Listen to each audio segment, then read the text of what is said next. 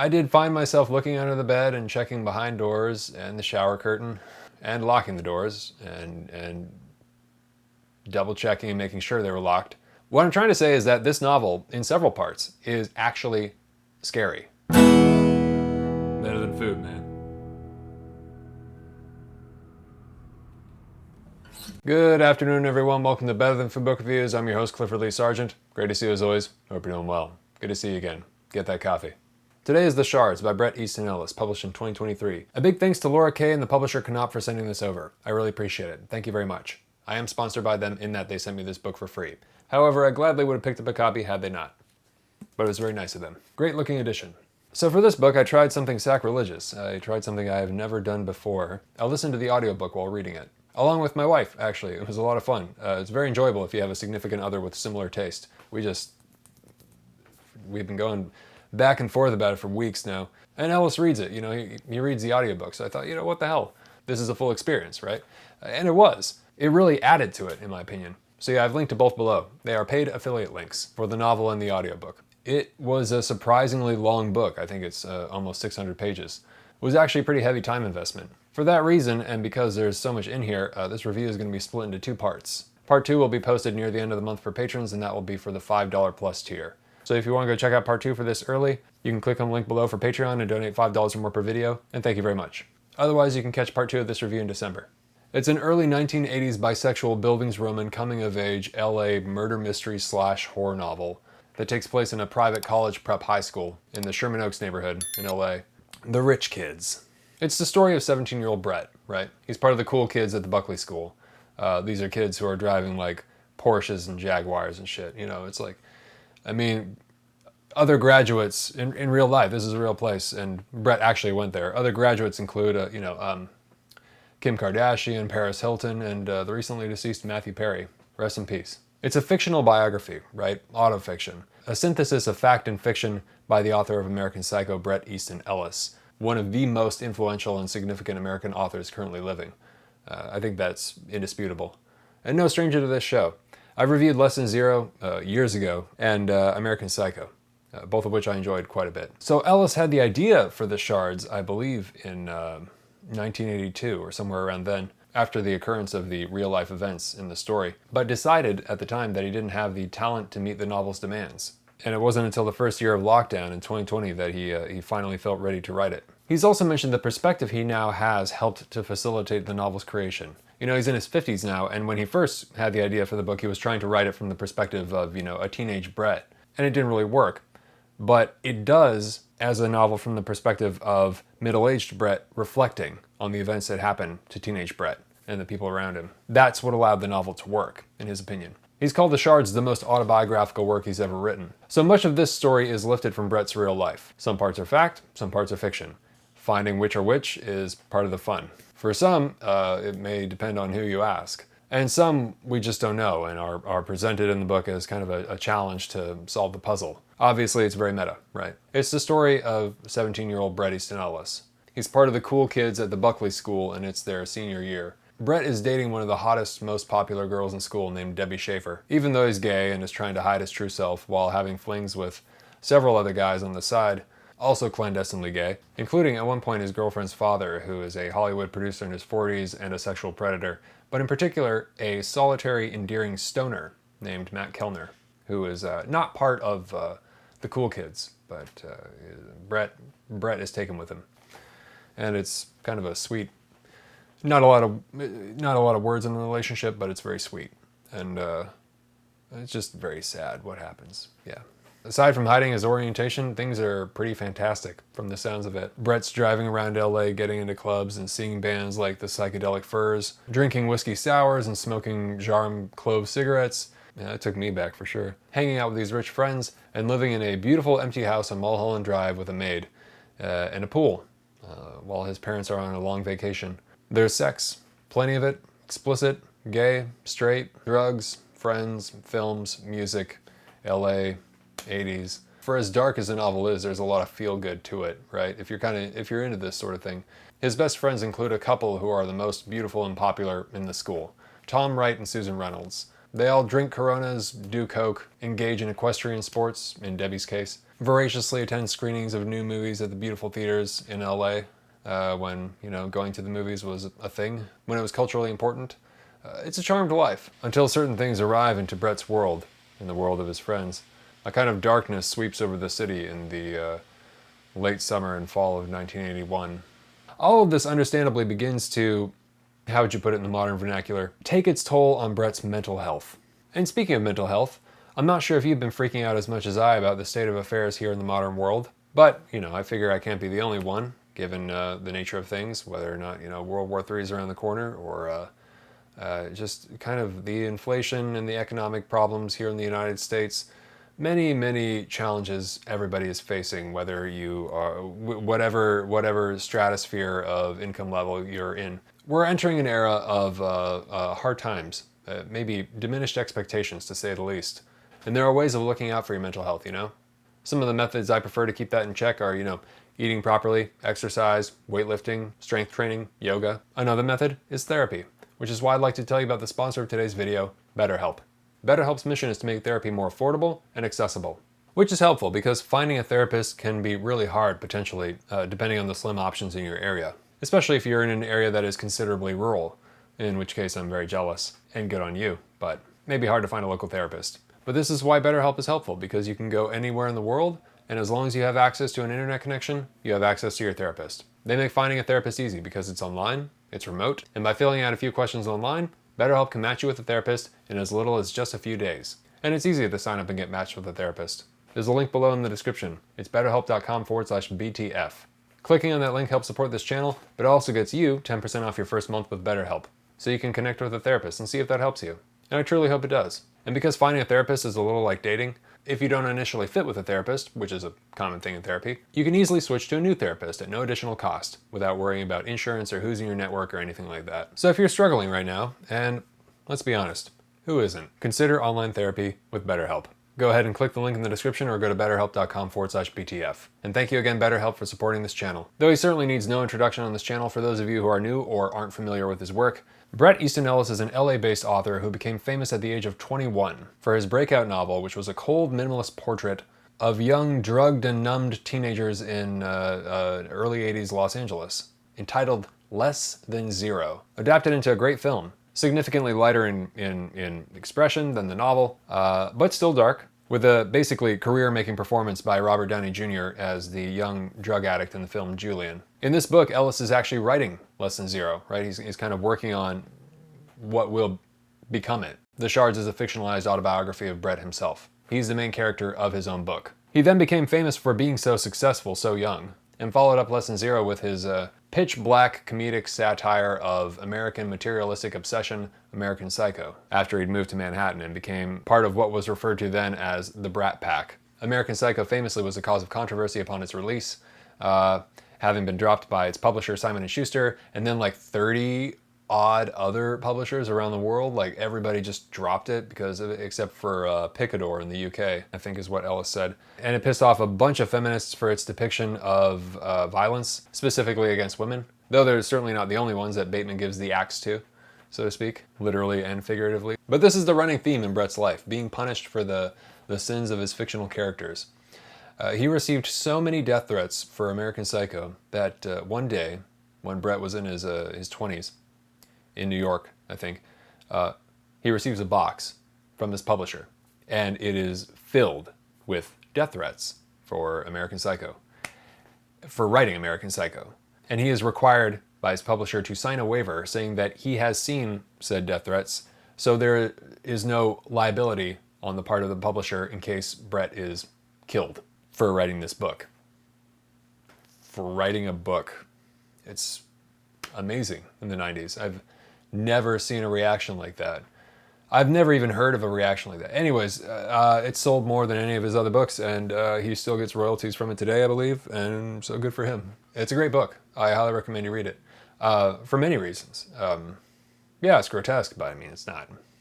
It's way worse. But this is the running theme in Bret's life, right? Being punished for the sins of his fictional characters. So with this book, he takes that idea and kind of turns it on its head in an enormous middle finger provocation to the critics, just daring them to say something or come after him because he's the main character. There's a subtle punk attitude to the book, betraying his origins in early 80s LA, which I definitely appreciate. I can't help it. Bret may not be the trawler, but he is certainly a troller. He's fucking with you the whole time. Bret fucks with the characters, he's fucking with you. He's constantly challenging you to decipher the truth about his intentions, about his actions, about what's going on, you know. It's fun to discuss the novel. He serialized this novel in podcast episodes on Patreon throughout the first year of the pandemic, I believe. They differ slightly from the published version. I believe they're longer. I've heard him say there's more interior Bret monologue, apparently. I might go back and listen to them, actually. I didn't listen to it when it came out. Not sure how I missed it. I don't know what I was doing. I was in my own private hell in Portland, Oregon at that time for the pandemic. Yes, Portland, Oregon. No longer, thankfully. But apparently Bret had everybody believing for a year when he was releasing these episodes on his podcast, that all of this had actually happened. So you had people going, and kind of an Orson Welles kind of, War of the Worlds sort of thing, right? Until the end, for reasons that are obvious when you're reading it, most of it is fairly believable. Yeah, occasionally it reminded me of Poe's antagonists, Edgar Allan Poe. Sometimes Kafka's The Trial and the absurdity. Sometimes Dostoevsky's Crime and Punishment, which I realized today was actually serialized in its initial release, as was the Shards. These characters are also based on real people. Maybe not all of them. Some of them might be composites. Reddit, amateur sleuthing, they got a hold of Bret's high school yearbook, apparently, and there are Reddit threads where people are trying to, they're basically, going through the students, and they're placing their bets as to who the characters in the book are based on. And Bret has said that sometimes they're right. So it's interesting to go through there and look at them, put face to the names or the ideas of these people. Now, I haven't been able to find the source from which I heard this or read this, probably because the Google search buried the results due to this new book. But I believe that Bret Easton Ellis actually had a real-life stalker in the 90s in New York. Post-American Psycho. And I think it got pretty damn weird. I think it lasted for a while, maybe a year or more. I think there were creepy letters talking about what they wanted to do with him, suggesting that they die together, I believe. And he was starting to freak out, right? Understandably. And eventually they were caught, the stalker, and it turned out to be a woman. I think she stopped after the police got involved. So this is to say that Ellis actually has direct experience with being the victim of a stalker, like the students at this high school with this serial killer following them around. There are some calling cards of the trawler, giving them gifts and stealing their pets and various rearranging their furniture, which is creepy as hell. It's a creatively disturbing book. It must have been fun to think about this though, because it's not only what would a serial killer do, it's what would you do if you were in a house alone and somebody was trying to kill you. There was obviously a serial killer outside, maybe inside, you don't know. Those kind of scenarios that you go through in your head, what your escape plan would be, definitely just, it's very familiar. Maybe I just think about this. I always think about what's going to happen if somebody's trying to kill me. How am I going to get away? Where are my keys? Where's everything placed properly? Where's my gun? Most importantly perhaps. But yeah.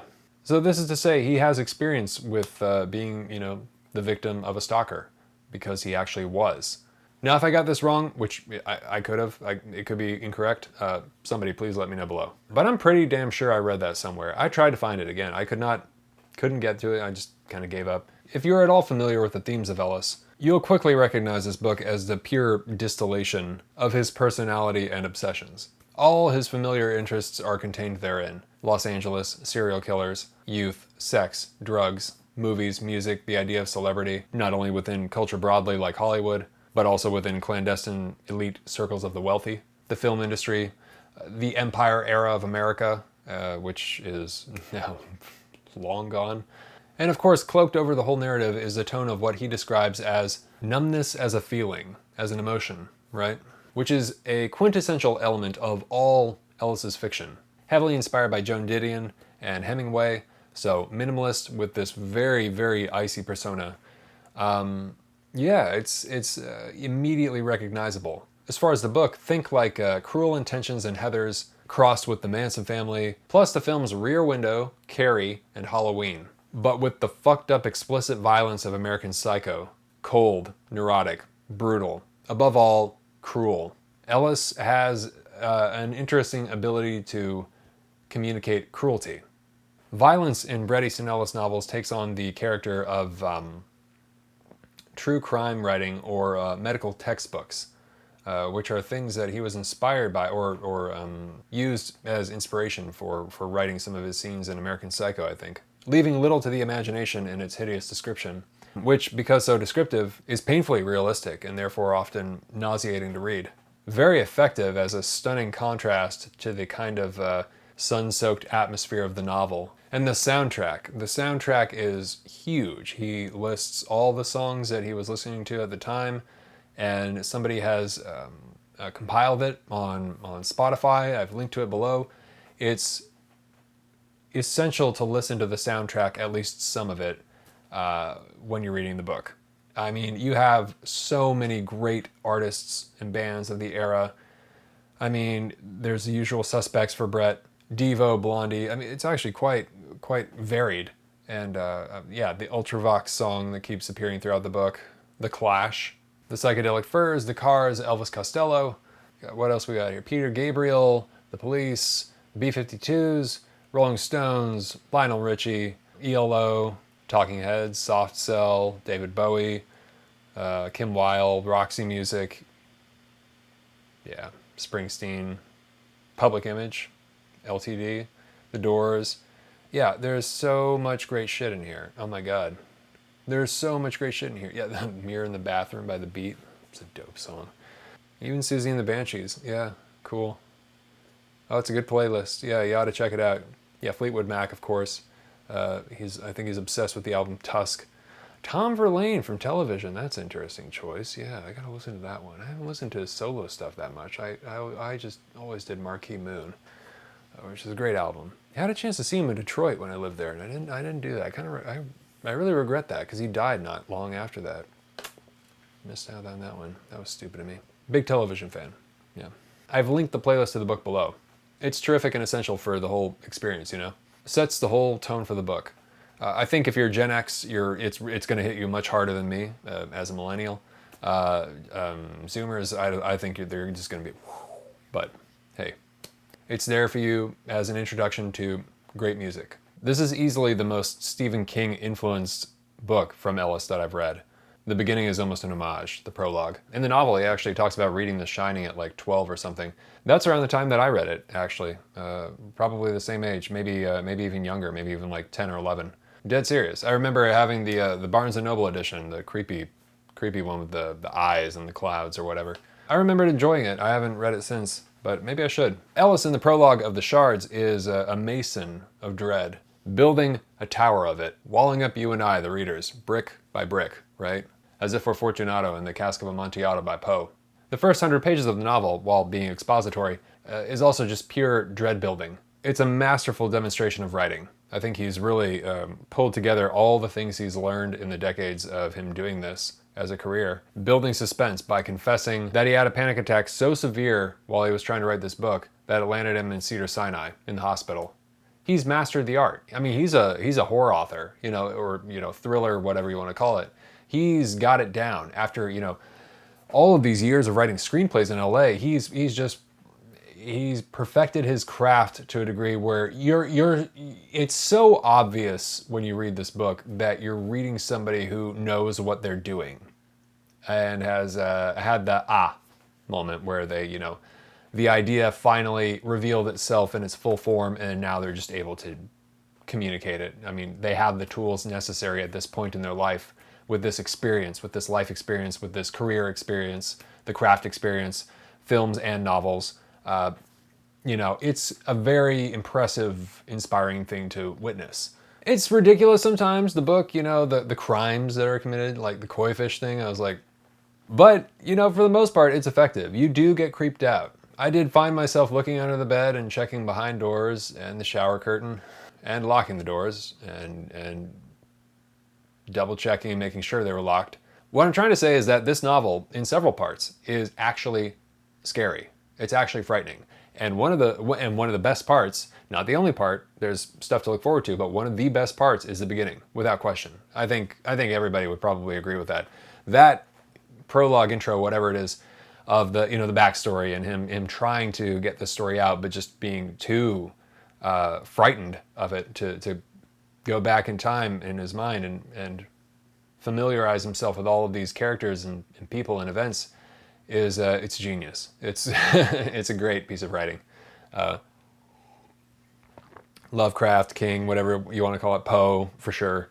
It's terrific. That kind of the kind of like the found document. What is real? What is not? Reality fiction. I love all that shit, man. It's the best I've read since House of Leaves, which is also does a terrific job of scaring the fuck out of you in the first few pages. This happened when I was writing specifically about the Trawler, a serial killer who had been haunting the San Fernando Valley starting in the late spring of 1980 and then announcing their presence more strongly in the summer of 1981, and who was frighteningly somehow connected to us. And a wave of stress so severe crashed over me that night I began making notes. I actually moaned with fear from the memories and collapsed, retching up the tequila I'd been gulping down. Xanax I kept in the nightstand by my bed was no help. I swallowed 3 and knew they weren't going to do anything quickly enough. In that moment, I was sure I was about to die. I dialed 911 and told the operator I was having a heart attack and then fainted. The landline I was calling from, this was in 2006, I was 42, I lived alone, alerted them as to where the location was, and an alarmed doorman from the front desk of the high-rise I lived in escorted the EMTs to the 11th floor. My apartment was unlocked by the doorman and they found me on the floor in the bedroom. I regained consciousness in an ambulance as it sped along San Vicente Boulevard towards Cedar Sinai, a short distance from the Doheny Plaza, where I lived. And after I was wheeled into the emergency room prone on a stretcher and had reoriented myself as to what had happened, I became embarrassed. The Xanax had kicked in and I was calm, and I knew there was nothing physically wrong with me. I knew the panic attack was directly related to the memories I had of the Trawler, and more specifically, of Robert Mallory, a name we will hear quite a bit throughout the novel. Robert Mallory. Later on in the book, there's a particularly terrifying scene in an empty house in Palm Springs. I've never seen a flashlight used to inspire such horror. It's very simple, very minimalist. As I said, certain dark events in the city have been occurring leading up to the arrival of Robert Mallory, including the arrival of a new serial killer in a city already home to many. He will eventually be called the Trawler. Simultaneously, there are also a rash of violent home invasions, disappearing pets, and spottings of various derelict hippies, members of a Manson family-esque cult called the Riders of the Afterlife. For those outside of the States, serial killers and cults are as deeply embedded in the fabric and lore of Los Angeles as movies and cars. They're inseparable. LA breeds a very distinct type of insanity, and it has, historically. It's a very brightly lit, dark city. If the spring and summer of 1981 had been the dream, something paradisiacal, then September represented the end of that dream with the arrival of Robert Mallory. There was now the sense of something else moving in. Dark patterns were revealing themselves, and we began noticing things for the first time. A signal we had never heard before started calling out to us. I don't want to make a direct connection between certain events and the arrival of Robert Mallory in September of 1981 after that paradisiacal summer, but it happened to coincide with a kind of madness that slowly descended over the city. It was as if another world was announcing itself, painting the one we had all safely taken for granted into a darker color. For example, this became a time when homes in certain neighborhoods were suddenly being targeted and staked out by members of a cult whose purpose was hard to ascertain, the pale hippie hanging out at the end of the driveway muttering to himself, his pacing interrupted by a brief shuffle dance, and later, in December, there were plastic explosives planted all over the town by the cult the hippies belonged to. There was suddenly a sniper on the roof of a department store in Beverly Hills on the night before Thanksgiving, and there was a bomb threat that cleared out Jason's on Christmas Eve. Suddenly we knew about a teenage boy who had convinced himself he was possessed by a satanic demon in Pacific Palisades, and the elaborate exorcism by 2 priests to rid the boy of the demon, which almost killed him. The boy bled from his eyes and went deaf in one ear, developed pancreatitis, and 4 ribs were broken during the ritual. Suddenly there was a UCLA student buried alive as a prank by 5 classmates high on PCP at a fraternity party that a witness blandly said had somehow gotten out of hand, and who almost didn't make it, ending up in a coma in a darkened room in one of the buildings lining Medical Plaza. Suddenly there were the spider infestations that bloomed everywhere across the city. The most fanciful story that fall involved a mutation, a monster, A fish the size of a small car hauled out of the ocean off Malibu. Its skin was gray-white, and there were large patches of silvery orange scales dusted across it, and even though it had the jaws of a shark, it decidedly wasn't one. And when the thing was gutted by local fishermen, they found the bodies of 2 dogs, who had been missing, swallowed whole. And then, of course, there was the trawler, announcing itself. So yeah, quite eerie. Recounted in the first-person POV of a middle-aged Bret, reflecting on the disturbing events that took place his senior year, it's also a historical novel of, and a bit of a love letter to, a bygone city and era, which was, early 80s Los Angeles, which doesn't really exist anymore. And as Ellis has said, wasn't really documented the way things are documented today. You know, these restaurants and places, it just, you don't have social media, everything kind of just drifts away, disintegrates, vanishes. The novel reads like a long screenplay, which is very appropriate since it's located directly in the heart of the film industry. Ellis even describes camera angles in his narration, like jump cuts and so on. A lot of it is based apparently on how Bret actually was as a teenager. In his own words, he was a liar. He had a developing writer's imagination, so he's called himself a fabulist. He embellished things, and that had real consequences, as in it hurt relationships, it hurt people, so this is kind of an examination of where he was at that time and the consequences of his actions, whether, fictitious or embellished. Obviously nothing has changed, he's still lying about everything. But that's why we love him, right? We as readers, we wouldn't have it any other way. So yeah, let's talk about Robert Mallory. The new kid, the antagonist of the novel. Maybe. He's the arch nemesis of Bret, basically. An avid filmgoer and a Stephen King enthusiast. During a screening of Kubrick's The Shining at this theater, as the credits are rolling, young Bret spots what may be the most beautiful young man he's ever encountered. The guy is looking for someone in the theater and then disappears. But this is before he's arrived at Bret's high school. This is months before. And Bret searches for him throughout the theater, in the bathrooms or whatever. Can't find him. He's disappeared. And Bret never forgets his face. From Bret's description, he's like obscenely good looking. Like, it's absurd. And he often thinks about him alone in his bedroom, if you get my drift. He actually keeps a journal of, well, anyways, you'll see. Months later, the guy turns up at their school one day. Unusual for a senior student to finish their last year of high school somewhere new. But these kids are all rich, so money can do a lot of things, what do you know? But after a few minutes, Bret recognizes him. His name is Robert Mallory, and he's the guy that Bret saw in the theater. Except when Bret recognizes him, the guy flatly denies it. He says he hasn't been in LA till recently, so he's lying. Except Bret's positive it was him. Positive. Like, would never forget that face, right? Because it was. So why is he lying? And yeah, this is around the time that things start to manifest in the newspaper about girls disappearing and bodies being found.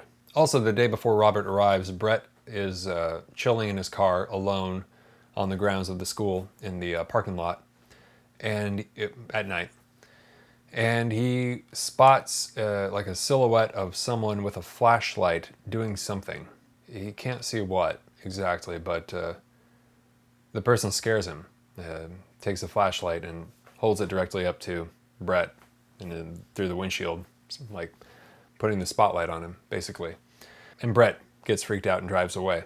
Kind of like I think he's like smoking cigarettes and listening to the coyotes howling. People become increasingly worried about Bret because Bret is becoming increasingly worried as he reads the body count and the descriptions of girls' corpses being found in the newspaper.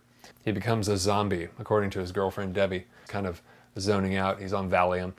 Later he's on Quaaludes, wrapped in his own neurotic imaginings. Or are they? Eventually, to hide all of this, he creates a new personality, which he refers to as the tangible participant, the all-American prep school winner, who is super chill with everyone and everything. Man, just going with the flow. Whatever, dude. The Shards has a unique design. The Shards is a twisted maze related to us by someone who turns out to be an unreliable narrator, who begins as sympathetic and ends, at minimum, manipulative, if not blatantly evil. Maybe. Cuidado. No sé. We have no real definitive answer. It depends on which pieces of broken glass you're looking through, right? The Shards is appropriately named, as it's like this, this beautiful glass reality that is so fragile, that is broken with a hammer, broken into many different pieces of different shaped glass. And depending on which piece of jagged glass you're looking through, you're going to see different things. You're going to see the world differently. Any truth depends on which piece of glass you're looking through. Depends on whose point of view you're looking through. And that's the brilliance of the book. The near impossibility of assessing an objective truth or narrative, whether in an individual or the culture. Who do you believe? What really did happen? Who did what? Are you seeing things that aren't there? Are you reading into things in the wrong way? Are you embellishing things in your mind? Could it be that nothing is as it seems, or is everything exactly as it seems? Or is it somehow infinitely more complex? Or somehow both? What the fuck is real? He sends you, the reader, in all kinds of different directions. Pulling you on board, then throwing you off again. Cluing you in, then psyching you out. You have no idea what the hell is up or down by the end. And constantly you're going back in your head, trying to remember who said what, or who did what, or who did who. Cheers if you get that. Now, to confuse you further, it is a twisted maze, that is true. But it's told in the very traditional form of a 3-act, linear, screenplay-esque narrative. Bookended with the best dread-filled prologue that I've read since House of Leaves, and an afterword so ambiguous it's hysterical. The book is also occasionally very, very funny. When Bret thinks he's got Robert Mallory figured out, and he thinks he's the trawler, or at least associated with the murders, and he describes being able to spot the 3 faces behind the eyes of Robert Mallory, whirring like insects and trying to figure out what to do, what to say properly to keep playing the social game, to appear totally normal. He begins to fuck with him a little, on purpose, as a warning that, indeed, Bret is not so easily manipulated. He knows what's actually going on, and can be unpredictable himself. So one day, like in the hall before class or something, he briefly shatters the tangible participant. And by that point, Robert is suspicious of Bret because he knows Bret is suspicious of him. And so yeah, Bret starts fucking with him. He's like, "You ever consider modeling? You're a pretty good looking guy." Robert and he have an understanding where they're both playing the game and not letting on too much in order to kind of like keep the peace. But when Bret breaks that role for a second, and Robert just has the worrying behind the eyes of the 3 faces trying to figure out what to do and how to respond to this weird question, comment, and he's just like, "What are you doing?" I thought it was fucking hysterical. I don't know. That was like the funniest part of the book for me. Now, by the end, it changes actually. That whole dynamic is not necessarily what it seems at first. It's frightening and funny and grotesque and cool and fun and kind of sweet and emotional and sincere and sentimental in some parts. I think would not be a too strong a word. So what about Bret's unique sexual perspective? As you know, he's with both men and women. And what about the criticism the Shards has received? And what did I truly think of it after 600 pages and I think a 20+ hour audiobook? Find out next time in part 2 on Better Than Food. It'll be up later this month for patrons and next month for the public. And there's a lot more I want to discuss, so I'm looking forward to it. And I shall be sending out a copy and a coffee for both parts of the review. So that, coffee time. For those of you who are new, thank you very much for watching. I take all the names of the patrons on Patreon who have donated $5 more per video to the show. I place their names in this mason jar, and for every review I do, I pull out a name, and whoever's name I pull out, I send a hard copy of the book I'm reviewing, plus a bag of coffee, roasted by yours truly. And the coffee is delicious. It's currently from Nicaragua, one of my favorites I've ever roasted. If you would like to get in on that and help support the show, you can click on the link below or go to patreon.com/booksarbetterthanfood and donate $5 more per video, and I sincerely appreciate it. Thank you. You will also get access to all the cool stuff listed below. Also, international shipping is included. Cool. Thank you very much to all my patrons, and best of luck. Okay, here we go. Anatoly K. Thank you very much, Anatoly. Really appreciate it. You're going to receive The Shards by Bret Easton Ellis, plus a bag of coffee, roasted by yours truly, and I hope you love both. Happy holidays. Cheers. Please subscribe if you have not already, and hit the thumbs up if you enjoyed this, and hit the bell for the notifications so I don't get lost in the algorithm, and always remember, die reading. Alright. Thanks for watching. Please watch out for part 2 coming soon. Take care of yourselves. Have a great night. Happy holidays. Talk to you soon. Ciao.